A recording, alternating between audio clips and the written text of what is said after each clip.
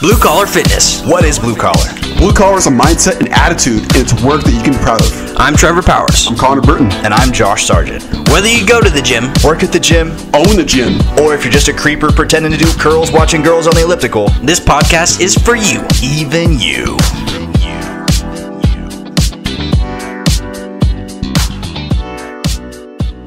And welcome to a Blue Collar Fit Podcast. Fitness podcast. Fit in this whole pizza, fit in this whole macro set in to your meal plan. So the format for today is we're going to be talking about basically strategies that you guys use personally and with your clients, and especially right now it's extremely relevant. Quarantine 15. We got to burn it. We got to get it off. Oh, losing weight. Got to be gone. Yeah. It's relevant. It's what the people want to know. It's provocative. It gets the people going. It gets the people going. Exactly. So, It's provocative. starting with my man over here in the turquoise on the mic. Check. Trevor Powers. Trevor. What's Your happening? strategy with your clients and that quarantine 15, baby. Tell me what the people want to know. So something that I like to work in with my clients. I actually just talked to our buddy Jason about this because he had a question about it. He's like, hey, like I've gained weight and I want to lose it. Dad bod. Yeah, exactly. So Actual dad bod. literal dad bod. Anyways, so I like to do some high intensity interval training. And that's been really beneficial for a lot of my clients as far as losing weight.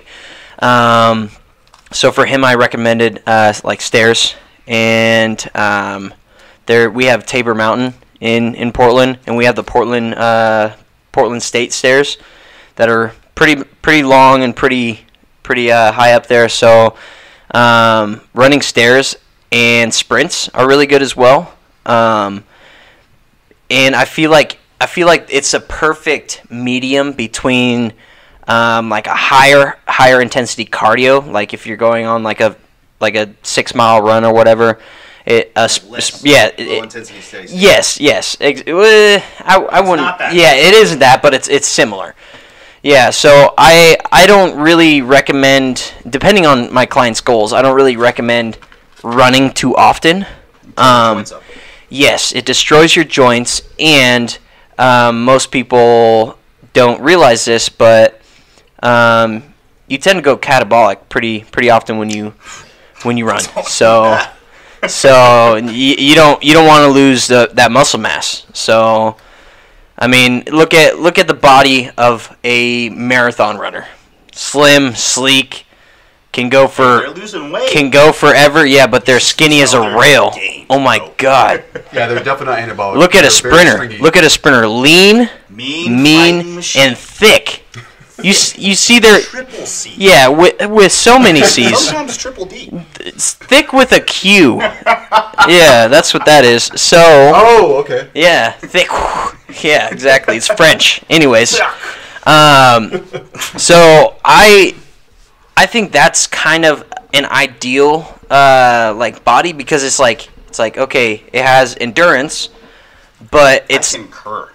yes, it's not the best, but if you find like a happy medium between the two, you're gonna have a lot of endurance, you're gonna have good muscle mass, and you're gonna be strong as fuck. Track girls are the hottest. Track girls? Did you say fat girls or not? Track girls. Track girls. No, he said crack. He said crack girls. Track girls. What about you, Connor? Well, I definitely agree with you with doing the low intensity state. Whoa. Low intensity. Lisp, buddy. Don't have a lisp. Lisp. Shut up. The low intensity state cardio and the stairs. So yeah, you want to have a happy medium, Trevor. So that's a good point. And for sure, having clients do stairs, you definitely have an access to stairs, like either at home or around you or at a stadium or a stair stepper. A stair stepper. Like Stairmasters are great for losing weight and burning calories. Fantastic. Look at most bodybuilders. Most bodybuilders, right before a show, they're on the stair stepper at least 30 minutes, like before, like at the beginning of the day, and then right before they go to sleep, they're on the stair stepper. They're trying to lose. Stairmaster Yes, it's incredible. Yeah, so with that, a cardio, I have a lot of my clients do cardio at home. They do walks. I encourage a lot of my clients to do fasting. So first time of the day, they do fasting. So to either eat late. So what do we call that? Intermittent fasting? Intermittent fasting. With fasted cardio, or? Yes. Oh, so you have them do cardio in the morning, and then they eat, so I'm assuming they're training later in the evening with you. Right. So they wake up, probably drink some water. You're saying they go do their fasted cardio. They eat around what? Doing like a 16-hour fast, a 12-hour fast. What? Usually a few hours. I mean, so how many hours is the? No, I'm saying like that's one of the options that I have is either do intermittent fasting or just do fasted cardio. So. Oh right. Yeah. So a later breakfast. Right. Exactly. Gotcha. Exactly. So fasted cardio, definitely remove processed foods Oh. from your house. Yep. Because guys, Throw them away. Comes usually when you're at home eating a lot of food, right? Quarantine 15. Eating those cookies, right? Those cookies. Well, those it's like the same thing, but that's where the saying came from. The quarantine 15 pretty much came from the freshman 15. Oh, is that what it said? Exactly. Yeah. Exactly. Yeah. That was a Freudian slip. Yeah. But you know what I mean. So yeah, I definitely know what you mean. don't eat processed foods. Remove that from your house. Fasted cardio. Go on walks.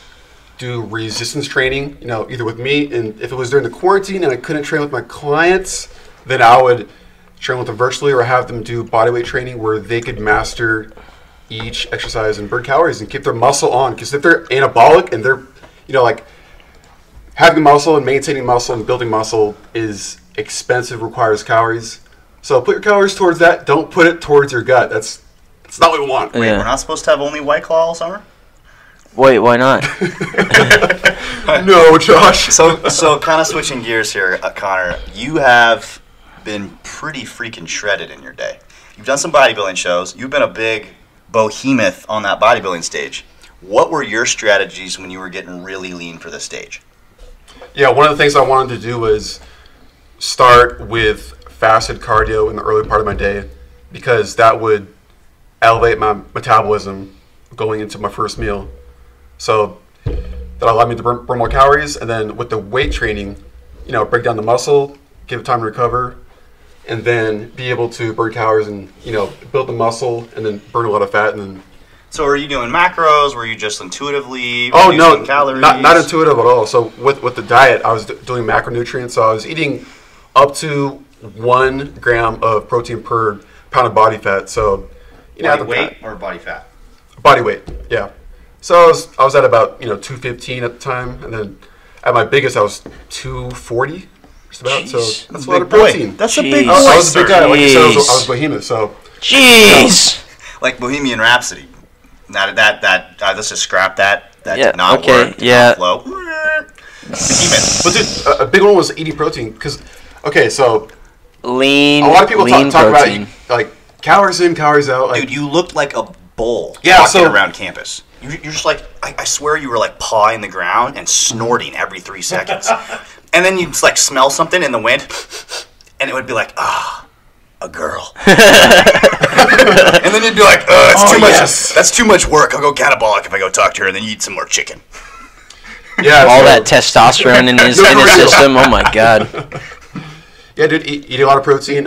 Eat some carbs too, and then just make sure to stay on top of that. Perfect. I've stayed lean most of my life. Like I've never really had a gut, and something that I have changed is I'm eating not as much lean protein as I was before, and I feel like that's a big component to keeping that body lean.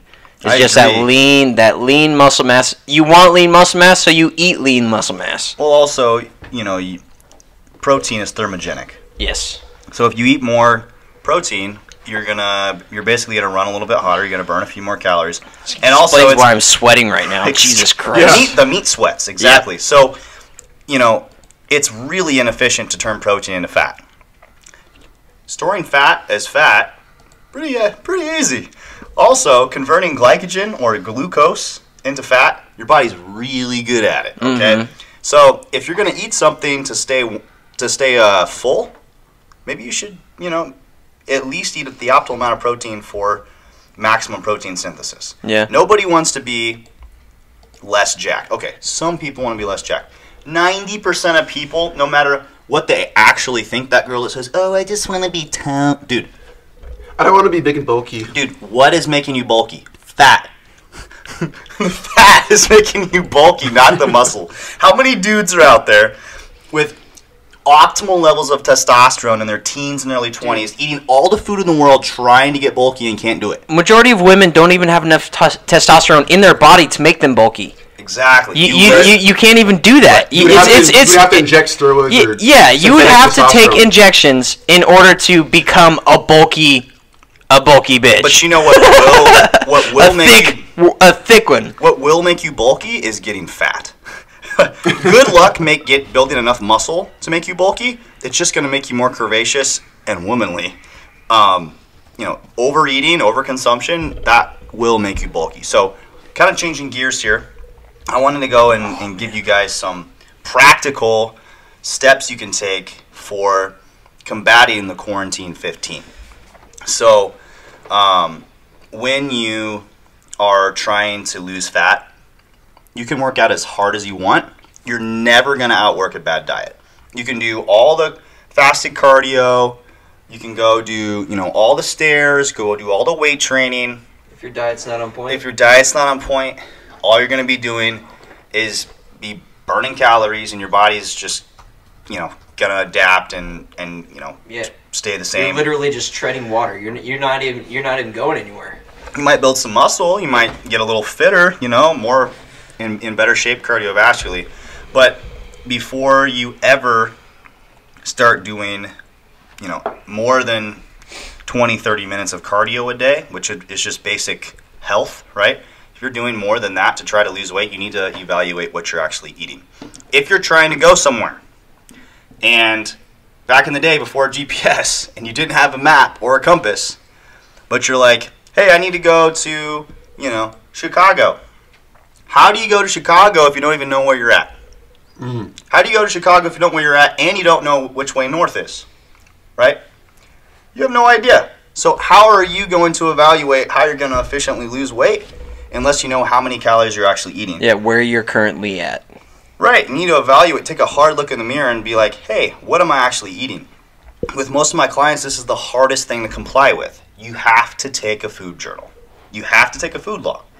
Now, here's the big things. If you are morbidly obese or you have been doing nothing, all you need to do is get in the gym and start moving. You're going to start seeing improvements. Okay? Yeah. If you are, over 30% body fat, most likely just getting rid of processed foods in your house and starting to go to the gym, those are improvements in your lifestyle. You're going to see drastic results just doing that.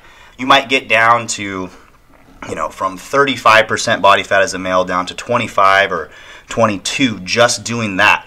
But what we're talking about is the difference between being that ideal body that you want and that last 15 pounds. That is the difference between being a soggy dad bod and the the stud that you want to be. Yes, a soggy noodle or like a nice lean cut of ribeye. Exactly. A lean exactly. And that does not happen by accident. Soggy noodle. It happens genetically sometimes because guys are freaking studs. Whoops. For most of us, okay? Whoops, I lost 15 pounds and I'm 5% body fat. There's a few freaks out there. Me, my junior year of guys college. Just walk into the gym and they just start putting on muscle. Right. You just walk through the gym. At the end of the day, though, as those guys even approach 30, or sometimes later if they're really freaks, they have to actually, have lifestyle choices like mere mortals, just like the rest of us. So, one of the easiest things you can do, you can use any app you want. My preferred app, I'm familiar with it. It's free. It's by Under Armour. It's called MyFitnessPal. Super easy. All you need to do to comply is have a measuring cup and a set of measuring cups and a scale. Food scale on Amazon, $6.99. Okay, you can afford a $6.99 food scale. All right, figure it out. If you can't, It's pot. You can get a food scale. 1 day shipping, boom, right there, Yeah, ready to go. stop in spending your your money on bread, and then you can afford a. If Right. you just need buy food, less for food. Buy less Oreos. Okay, pack of Oreos. I don't even know what does a pack of Oreos cost. I actually have no idea. $2.99. $2.99. Okay, don't buy the pack of Oreos. Wait, why did you know that? I researched it before the podcast. Oh yeah, that's right. Yeah. Research. So, Quote unquote.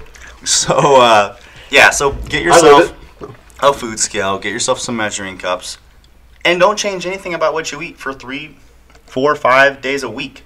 See, what your regular intake is, right? Some days, sometimes. Once you start recording it, you're like, I'm not going to eat that. No, actually, what you actually eat during a day for 3 days to a week, figure out where you're at, right? If we want to go to Chicago, we need to know if we're in, Chesapeake, Kansas. I don't know if that's in Kansas, Chesapeake or if Bay. if we're okay. We need to know if we're in Albany, Oregon, or we're in Albany, New York. Okay. Yeah. We need to know. Yeah. There you go. We need to know which one we're in.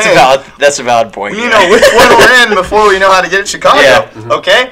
If you start heading east, if you're in Albany, New York, you're going to be swimming with the fishes soon, Yeah. right? Yeah. Whereas if you start heading west in Albany, Oregon, you're going to be also swim with the fishes. So Portland, Maine, or Portland, Oregon. right. Yeah. Absolutely.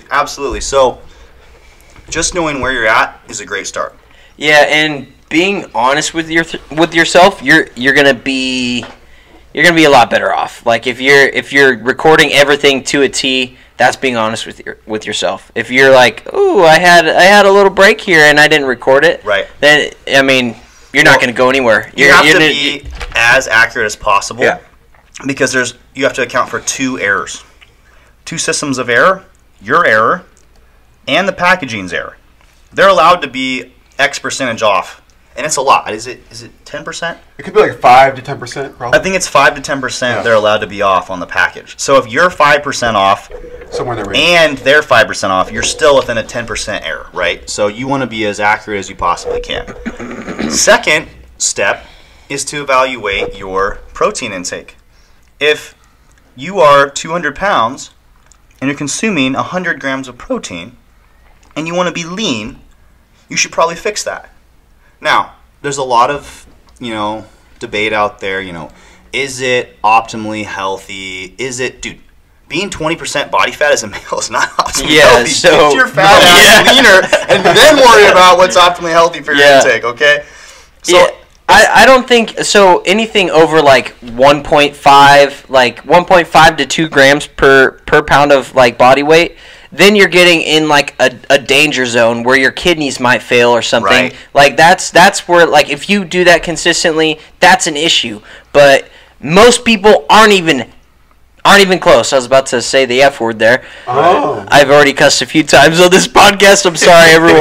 We counted. It's all good. So, exactly. And, many times, traditionally in bodybuilding, the only reason protein is so high is to satiate hunger during extreme cutting phases. So, if we're trying to get to an unhealthy, and this is legitimately unhealthy, bodybuilding is a sport, right? Extreme mountain biking is not healthy if you crash. Football is not healthy, right? Bodybuilding as a sport is not healthy. You're trying to get to a body fat percentage that is basically starving while retaining all your muscle, right? So if you're down at 0 carbs and all you're eating is, fiber from asparagus and broccoli, right? And you're trying to eat only 200 grams of protein with like 40 grams of fat, you're going to be starving, especially if you're like anywhere over 200 pounds. Something that's not sustainable. Right, it's not sustainable. But to satiate your hunger, maybe you eat 300 grams of protein so that you can stay really lean and you're not just like ravenously hungry all day, right? Mm-hmm. But that doesn't mean that when you're in your off season and you're trying to bulk up and you already have 400 grams of carbs that you need 300 grams of protein. You probably don't. You probably need like, if you're 200, you maybe need like 165 to 220, right? Somewhere in there. So those extreme protein intakes protein guys. Those extreme intakes of protein are simply for satiating hunger during extreme cutting phases. Mm-hmm. So, but what you can do as you know, if you're just 15 pounds overweight here, realizing, hey, gyms are back, quarantine's basically over, how do I lose this 15 pounds? Evaluate your protein intake, and easy, you know, conservative amount of protein to eat is between 0.8 and 1 gram per pound of body weight. So if you're 200 pounds, you know, 180 and 200 grams of protein. That's going to be optimal. Josh out here preaching. It's going to make you preaching, right? Thermogenic. Yep. It's going to keep you ready for. You're going to have protein synthesis optimally, you know, an optimal amount of supply, and then you're going to be satiated. Most of my clients are like, dude, I can't eat that much protein. It's too much. Yeah. So, right. Dude, that's the majority of my clients. I have a client of mine that I told him, I was like, hey, like. He showed me because I have my clients track their food, and he showed me his list of food, and I was like, you need to eat more protein. You're a 220-pound man. You need to eat more protein because you're eating enough. My girlfriend eats more protein than you, literally. And it's just they're used to these really satiating, sugary, easy to eat, highly palatable foods that are full of sugar and fat. Yeah. So their calories are through the roof, but their protein is in the toilet. So he's like, okay, my current diet, he actually eats fairly healthy. He eats fairly healthy. He doesn't eat that much junk. But he's like, with my current diet, I wouldn't be able to fit that in. I would go over. And I was like, then you got to cut something else. You got to make adjustments around your whole diet, so because protein, I feel like, is the most important, because it is literally, protein is building blocks for your muscle. Absolutely. And you're not going to be able to move unless you eat protein. You're not going to be able to have like, it's like, of course your body hurts. You don't have enough muscle mass to move this 200-pound frame around. Right. Like, you're a big boy. Like, you need that protein. So it's just wild, man. It's just wild. You're having your clients track their protein, because like that's a great way to ensure that they're, like you said, Josh, satiated, but also they have the building blocks to actually build muscle to get results. You know, with you as a trainer, so they're not going catabolic; they're staying anabolic. Right. That's traditionally why bodybuilders eat so many meals, because trying to eat 3 meals of, you know, what is that, 75 grams, a lot of grams of protein. Yeah. Per meal, you know, to hit 200 by the end of the day, that's a big meal. But if you have, you know, several meals of 30 to 40 grams of protein, that's doable every 2 to 4 hours. There you go, you know, and then you've got, you know, an optimal amount of amino acids coming in. You can just supplement in shakes too. Shakes are so beneficial, man. And they're so palatable nowadays. They're so easy. They're so easy. You just carry around a baggie full of powder. It looks like you're a drug addict, but that's fine. Nobody really cares. Buy muscle milk at the nearest gas station. Oh man, careful with that. Yeah, find yourself a decent protein powder, and here's the thing: gold standard. Look at the carbohydrate intake. There you go. If it has 12 grams of carbohydrate per serving, dude, go buy a gallon of milk and drink milk. Like, the only reason to be buying a protein shake supplement, most of them are from milk, is they reduce the carbohydrate and the sugar intake so that you can take protein in efficiently in a lean source, right? So find yourself a decent tasting protein. Optimal nutrition, gold standard, easy. It's easy. There's isolate that doesn't really have much whey in it. So if you're lactose intolerant, I mean they have options. There's a lot of brands out there. A lot of isolates are not. They don't have the lactose in them. So right, and even the ones that do, a lot of times have lactase enzymes. Yes. So they help you digest whatever you're ingesting, and definitely just turn it over if you don't know what you're looking at. There's diagrams, there's things online that you can look up. There's a lot of information, and I feel like that's a lot of people stop at that. A lot of people want to make changes in the world, changes in their body, but they don't do research. They don't look up the numbers. They don't know what they're looking at. They don't even know where they're at, and they're trying to go to Chicago. Yeah. Yes, exactly. You got to research. You got to find out what's going on. Right. So step number 1: see what your actual macronutrients are at. Just track how you normally eat. And then number 2, evaluate your protein. Try to get between 0.8 and 1 gram per pound of body weight. Super simple. If all you do is that step, you're going to be so full most likely that you're not even going to want to eat the other crap. Yeah. Also, don't try to change just overnight. Don't make subtle changes because it's going to be more sustainable. Yeah. Right. So it's all about balance. Week 1 with my clients, depending on where they're at, if at the end of week 1 they're crushing it, and just to comply with getting to the gym is easy, we'll do the diet log right away. It might take some clients 4 weeks. It takes all of their mental everything that they can just to drag themselves to the gym and get through a 30-minute workout, right? So me adding on top of that, pulling from their mental bag of fucks to give, it's already empty by the time they get to the gym, and then I drag them through the workout, right? But if I have Mr. A-type personality that just likes pizza, he loves eating pizza and drinking beer, but he's a badass and he's going to go for it. Okay, I'm going to be like, on the Monday after the first Friday they train, I'm like, hey man, diet plan, diet log this week, and then he tracks it and he's like, this is what it was, blah blah blah. And I'm like, okay, well here it is. Let's try and get some extra protein in this week. So then by week 3, he's already at an optimal amount of protein. He's already lost weight because he's built muscle, so he's burning more calories, and then he's taking in all this protein, so he's got a little bit of a thermic effect, and he's not eating as much crap because he's so full of protein, right? Yeah. Now, what's the next step, right? That's not going to get you that. Just those steps most likely is not going to get you that shredded physique that you want, okay? You have to account for energy balance. Yep. So, agreed. You could go keto, you could go high carb, low fat. Honestly, at the end of the day, it doesn't really matter. When you equate for calories after protein, it's genetic, okay? Some people are going to be more efficient with high fat and do better off high fat with low carb, ketogenic diet, and some people are going to do better with high carb and, low fat. And some people fasting isn't beneficial for them. I know a lot of women fasting isn't beneficial for them. Oh, when you're talking about I would never really recommend fasting for weight loss. Like intermittent fasting. Okay, some women don't benefit from intermittent fasting. Think about it, evolutionarily. Yes, right? I love this. I love this talk right here. So if you are in hunter-gatherer society, traditionally, who does the gathering?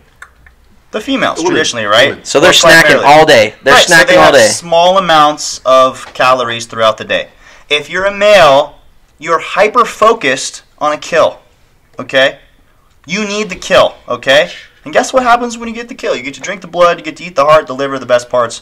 You get those high-calorie, awesome foods right away, and you gorge yourself. But that's not usually until later on in the day, so it makes more sense. It makes more sense for men to do intermittent fasting because of our backgrounds as hunter-gatherers. It makes sense. It just aligns. Right, but I wouldn't recommend that for people unless they want to just do lifestyle optimization. Yeah. Or they're trying to make sure that they're healthier. They want to increase cell turnover, reduce chances of cancer, increase insulin sensitivity, health stuff, right?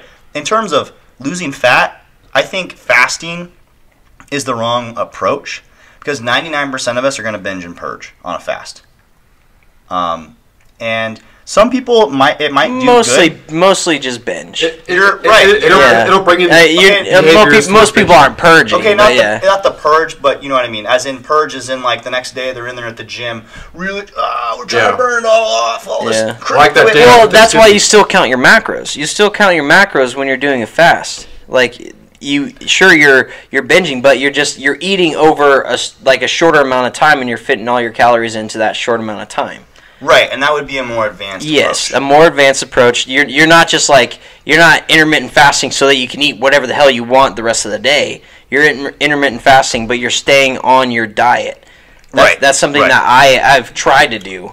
So, and I feel like intermittent fasting it's one super convenient because most of the time I wake up and it's just I'm out the door. I drink my coffee, I'm out the door.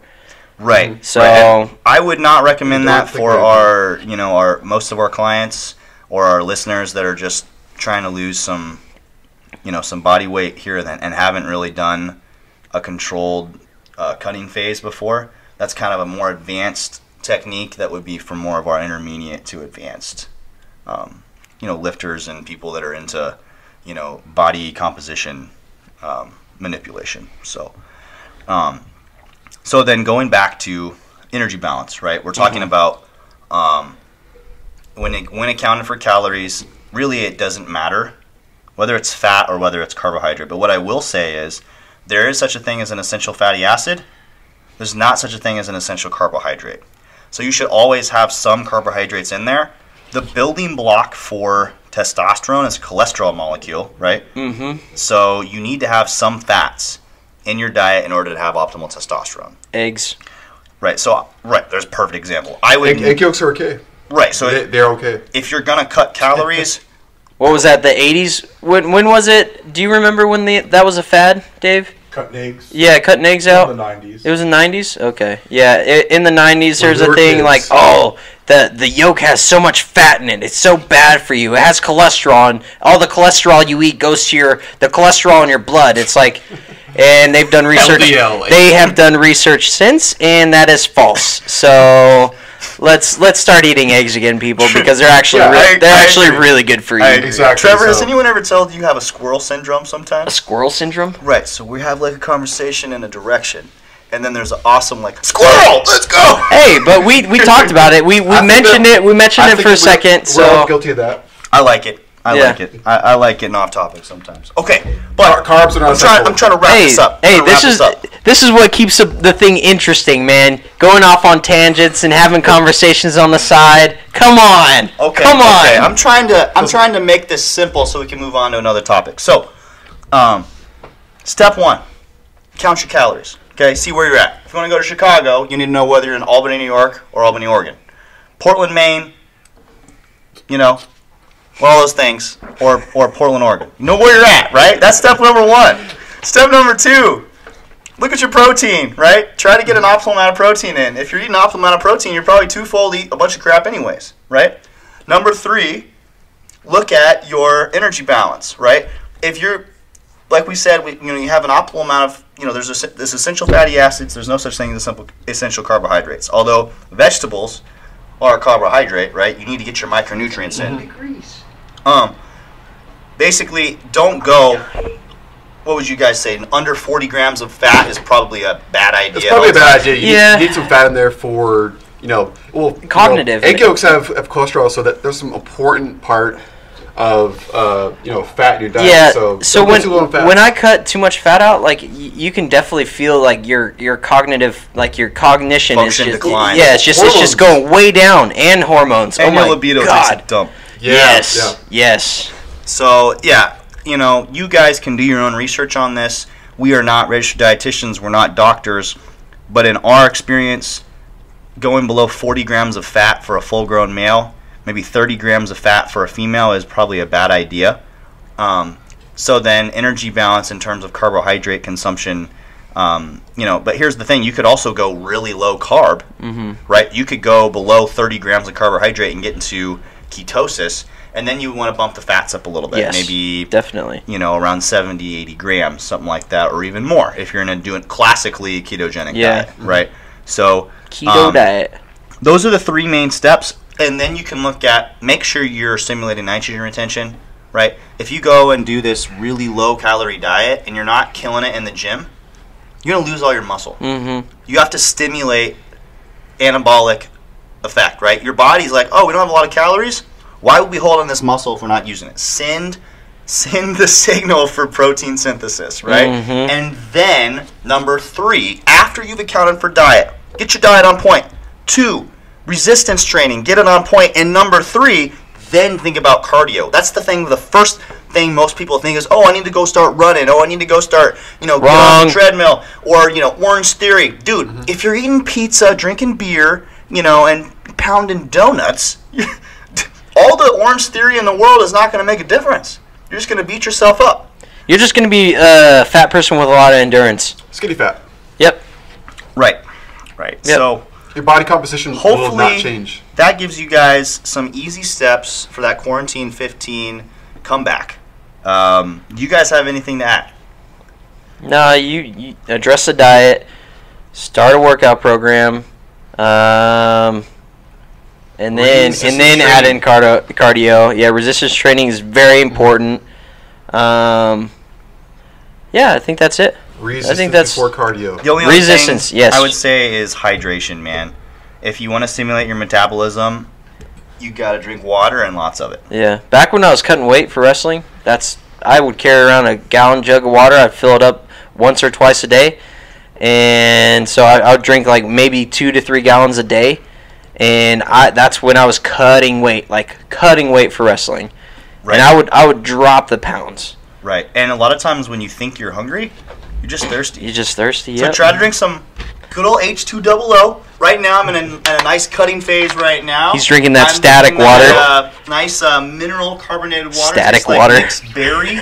Sparkly. Man, it tastes so good right now. Hey, if you're not on a cut and you try this stuff, you're going to be like, what does this taste like? A raspberry truck drove by like 10 minutes ago water? Did you say raspberry? Raspberry. Go to the library. These strawberries taste like strawberries. That was pretty funny. So, find those things that are, I'm chewing on sugar-free gum, right? I'm drinking some, carbonated water. Is it mentally a crutch? Yes. Does it work? Yes. So yeah, another thing with diet, chew your food. If you chew your food a bunch, chew, you're gonna get satiated faster because you're gonna take a lot longer to eat your food. So just chew, and then you're gonna find that you're gonna start eating a lot less. Right. It takes a while for your body to reduce ghrelin levels. Yes. So a lot, like if you notice, like for instance, like people that do eating challenges, they eat like a ton of food in like 5 minutes, and dude, I bet right after they feel like complete garbage because their body just realized, oh shit, like 20 minutes later, it's like that was way too much food. This is disgusting. If you go and eat like way too much ice cream or something, you're gonna feel like shit right after because you eat a ton of it, and then your body doesn't recognize that, like, oh, I'm full, because it's enjoying this food.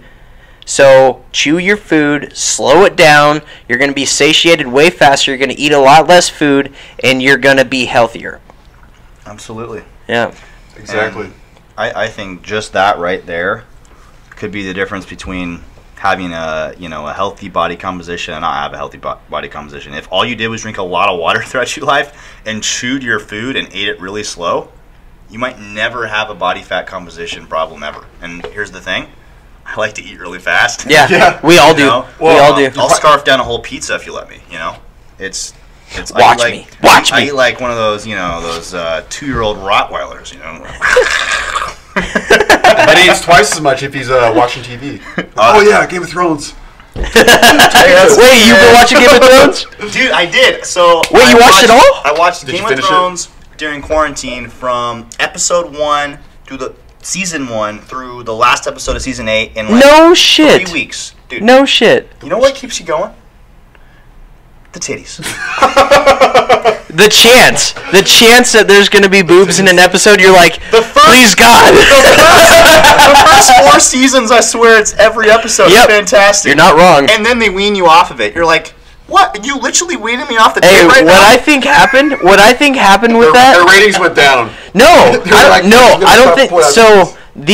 So a lot of the actors and actresses that were in the show, they started making good money like into season 4. Into season like 3, 4, like when they stopped showing like a lot of sex scenes. Right. Yes, and they're like, oh, I have money now. I don't have to do this to make money anymore. Right. So the producers couldn't ask them to do it anymore. Yeah, and they're just like, in this scene you're gonna get naked, and they're just like, no, I'm not. Okay, let's start recasting. If you watch the later scenes, a lot of times the sex scene is still there, but the actor refuses to show anything. Yeah. So it's like a normal show. And honestly, the thing that got me about Game of Thrones and pulled me into the first season, I was just like, whoa, they just showed this, like somebody got hacked in half, somebody's head got chopped off. It was raw, it was real, and it was like actually it wasn't nerfed, right? Normal TV is like it's a difference between playing with like a Nerf gun and an airsoft gun that looks completely real. and shoots 400 FPS, you better wear full on. Don't show any skin because that thing's going under this. The BB's gonna pierce you. That's how much more real Game of Thrones is versus a normal cinematic experience. Yeah. And I was just like, holy shit, man, this is cool. This is different. So I liked it. Also, gyms were closed. I couldn't go to the gym. We're all guilty. We're all guilty of that. I watched Game of Thrones. It was great. Watched Game of Thrones. We all gained a little weight. Well, maybe not Connor, but yeah. I did. Now I'm slowly losing it. Yeah. Same here, Cutting. man. Two I'm weeks slowly in. cutting as well. 2 weeks in. Got 8 weeks. I eliminated alcohol. Nice. Dude, yeah, same, man. No Executed. marijuana, no devil's lettuce. I know that's hard for you. No. Do you need to talk? Do you need to talk about that? I started having quite a bit with my hip surgery, man. Yeah. I did. Yeah. How you feeling? I actually feel great. I don't know if I would call it dependent on it, but I definitely smoked twice a week. Probably like Friday. I wouldn't say that's dependence. Friday and Saturday, or like a Tuesday, Friday type of thing, and I really enjoyed it. The main problem for me is on nights when I did smoke, I never felt full, so I would eat the entire kitchen. Yeah. So if I'm going to be on a cutting phase, no marijuana. I am thankful for how it helped me with all my hip pain. I was able to not take any medications after my hip surgery, major hip reconstruction, with just marijuana. I would take CBD during the day, and then some stuff with some THC in it at night, and I didn't have to, be on any, Vicodin or oxycodones or anything like that, and that was great. Which is awesome. Yeah, right. because those things will fuck up your liver. Right. You're just they're not great. But enough's enough. It's time. It's time to put that away for a while. No alcohol. Very strict macro counting. It was 208 this time 2 weeks ago. And I weighed in today at 196.7. So progress really fast. Probably mostly glycogen, right? And water weight, but nice. Trying to keep it a little bit slower. I upped calories. Upping calories today by about 100 grams of protein. Not 100 grams, 100 calories of protein. And hopefully slow that weight loss down a little bit, and hopefully be, nitrogen sparing. So I'll keep you guys updated how that goes. I booked a shoot with one of the top fitness photographers in the country. Not like I'm going to be showing off, a physique that is worthy of Muscle magazine covers like that guy shoots. But hey, man, we'll throw some things up on the gram. Rebrand the website. So, and Blue Collar Fitness can always use some more marketing exposure. So oh yeah, definitely. Exactly. enough to get you guys. Connor, I think you should shoot with Wainwright yourself soon, man. Get yourself nice and juicy again, nice and large. Do you think and so? in charge. I think you should as well. I think it'd be good for clients too. Yeah, I think it'd be really good. You start posting. Clients really care about that image. You were elite, man. You had the structure every time we went to a show. The judges would come up and it'd be like, hey, they would tell you that, and I would overhear them. You got potential to go pro. Like what? Yeah, Matt Porter told me that. He said that, or he told somebody that told me that, hey, this guy has potential to go pro. So right, all you're lacking is the size.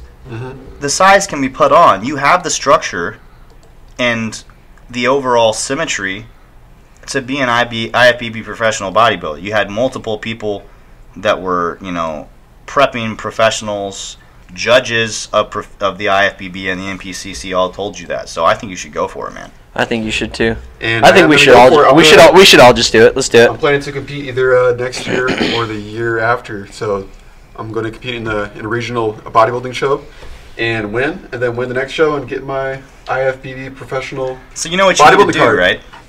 You need to start training legs with my roommate, Stu. Stu can train some legs hard. He's got the hardcore Dornier style training. Yeah, you need to go start training legs with Stuart. Yeah, that would be optimal for you. I want to start training with him too. Yes, after your ankle's better, buddy. Nah, fuck it. No, just as long as I'm not doing running, I'm fine. Right. I mean, he trains out at Willpower down the street here. Oh, really? So, Moose forget his last name or his real name, but everybody calls him Big Moose. Owns that gym. It's about a 2-minute drive from the studio here, so it's a great gym. Willpower, go check it out. Last time I was there, actually, Hanny Rambod was giving a seminar. So it's pretty well-known gym nationwide. That's awesome. Yeah, it's a nice facility. You know where we need to go though? We need to take a little field trip to O'Malley's. Yeah. Oh, I've heard a lot of I want to go to O'Malley's. Oh my God, that place is heaven. Yeah. O'Malley's, yeah. Dustin is trained there. Yeah, it's out in he loves Troutdale. There's Joe LaPrinzi's gym is here too. It's out by the airport. You guys in have heard Portland. of Joe LaPrinzi? Yeah. Joe LaPrinzi? Yeah. I've heard of him. Yeah, the dude was a legend here, man. He had the bodybuilding thing going back in the late 60s, early 70s here in Portland, just like they had it down in Gold's Gym. Venice Beach going on simultaneously. A lot of those guys came up here and trained. They went down there and trained. It's just not as famous. There was no pumping iron film here, right? There's that history here in Portland that nobody knows about. There was no Arnold here. There was no Arnold, right? There was no Arnold. There was no Hollywood Arnold Schwarzenegger here to make sure that you getting on TV, getting that exposure. You know, sometimes you got to break the rules. Come on, Arnold wants to be in California, not in the California. Actually, I want the sun, the sand. Arnold's book, Total Recall, and he actually drove up from Santa Monica, California, to get his how do you say in English, his Jeep, or no, his Bronco up in Portland. Like he drove all the way up here to get it. So, dude, I do remember reading that book, man. Thanks for lending me that. That's really one of the most inspiring books that I read, especially as a young person. I think I was 19, and Arnold was a millionaire before he ever swung a sword in Conan the Barbarian. Yep. He was a self-made millionaire. Well, I guess, okay, he admits he wasn't self-made. He stood on shoulders of giants, right? Mm-hmm. Somebody helped him get here with just a gym bag. Somebody helped him, paid for his apartment at first. But at the end of the day, he was laying bricks, sweating his butt off while taking night classes in college, winning Mr. Olympias, and working a full-time job, and became a millionaire at it before he was 25, and then goes and does Conan the Barbarian, becomes a multi-millionaire as a movie star. Dude, he says, I love it. I love that movie. He's like so known for that movie, like that's like his first movie. Right. But he says like 10 words in the whole movie, which is so funny. He had Hercules when he was younger. Hercules was in 1969. That was before. Nice. Yeah. Can I get an A now? Hey now! Hey-o! It actually was his debut film, but it wasn't counted as a film because it was so bad that it never made it to the box office. It was and then terrible. It came out with Stay Hungry in 1976. It was filmed in 75. He went down to, speaking of cutting, he went down to like 209. That's what I never understood. They made him weigh in every day before Conan to make sure he wasn't too heavy. I think Conan would have looked better as a monster. As a monster Mr. Olympia. Why'd they make him be like 212? If you're pushing a yoke or pushing a wheel, you're gonna be jacked. You're gonna be a monster. Right, but you got to realize who they were looking at. Steve Reeves, guys like that, some like little skinny guys, and he was too much. How does that make sense? How does that make sense? Makes no sense. A barbarian. You know how much more awesomer, more fantastic. Hey, Webster, we have a new word. More awesomer. More awesomer. That sounds like a knight. Awesomer. Sir more awesomer. Awesomer Galacticus. That would have been fantastic. Okay, go right now. Favorite Arnold movie? Favorite Arnold? Kindergarten Cop. Dude. Kindergarten Cop. Kindergarten Cop's a great movie. My family used to watch that all the time. That movie was fantastic. It's not the Tuma. It's not that Tuma. All right, I'm gonna go with. Girls have a penis, boys. No, the little kid says something like that. Right. Boys have a penis, girls have a vagina. And he's and Arnold's just like shaking his head. He's like, God, why am I doing this? This is the worst undercover job ever. Okay, Connor, what's your favorite? The son of the king of bodybuilding here himself. Crush your enemies. See them driven before you, and hear the limitation of the women. That's from Conan the Barbarian. It's really good. 1982. That's so your Conan favorite the one? Barbarian is my favorite because, 3 years before that, he was sword fighting, doing horse training, and like just the whole lead up to it when I read about it in the book was fantastic. And it was kind of a cheesy movie. It's a little bit outdated, but hey, you got in shape for it. It looks cool, and the sword fighting was real. Heck What yeah, about you, Josh? man. I'm kind of torn between two of them. I think my favorite action movie from Arnold is Commando, like the scene. That's of a him really with good those one. Two machine Yeah. guns at the end. Like, Yeah. It's just fantastic. Like the ultimate. Holds the rocket launcher on his shoulder. Right, it's great. He's like Monster. he's like, I thought you were gonna kill me last. I lied. You know. Wow, it's like it was just from the movie, Josh. Oh wait. He was like, I'm a Navy SEAL. I eat pieces of shit like you for breakfast. Exactly. Something like that. I don't know. Right. Kicks him through a wall. And then the other movie I really like is Jingle All the Way. Put that cookie down, do it now. It's great, man. Like Arnold gets a reindeer drunk and then has a brawl with a drunk reindeer in his neighbor's house, which he then catches on fire and then smashes out through the front window, and all the kids see. Like it's ridiculous. Basically, the premise of that movie is a lot of people haven't seen it. It's one of his later movies. It's right before he starts like really downsizing.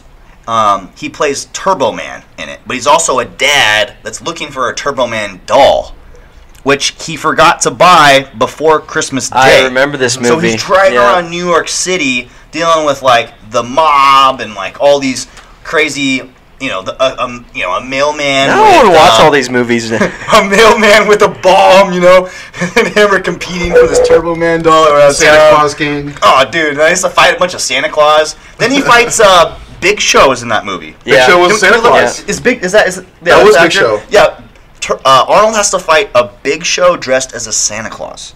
Like, what the heck, man? Yeah, that is the most underrated Arnold movie ever. That's and a at good the end, he flies around as a real superhero, and every bit probably one of the best physiques on a superhero I've ever seen. Like, name a most underrated superhero physique, Turbo Man. Name a better actor to play a superhero than Arnold as Turbo Man. Yeah. Physique Name it wise. better. Yeah, Christian physique Bale. wise, Sorry, not you.